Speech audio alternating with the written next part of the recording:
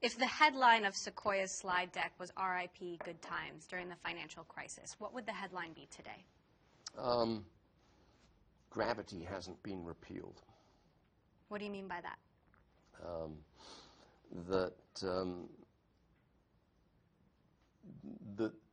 things eventually will fall down to earth if they're not properly constructed. So how do you see this playing out? I mean, you told the London Times that a whole bunch of crazy little companies will disappear, a considerable number of unicorns will become extinct. Does this bubble burst, or is there a soft landing? To me, it's much more. It's a more rational time than 1999, because I don't think there's a sort of universal feeling that every company is going to be a massive success, and people are a bit more discriminating. But there are. You could just look at yesterday's incredible story in the Wall Street Journal about Theranos to understand that. I don't pretend to know a lot about the details of that company, but if true, and if similar things are true about other companies that have very high and sporty valuations, some of them are going to come a cropper.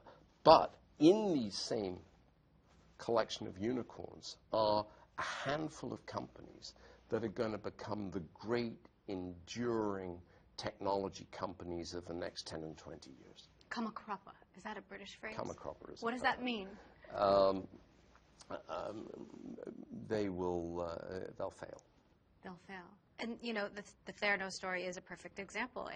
You know, how many of these are out there? Do you worry that there are a few? Quite a few. Well, I don't worry about it. You don't?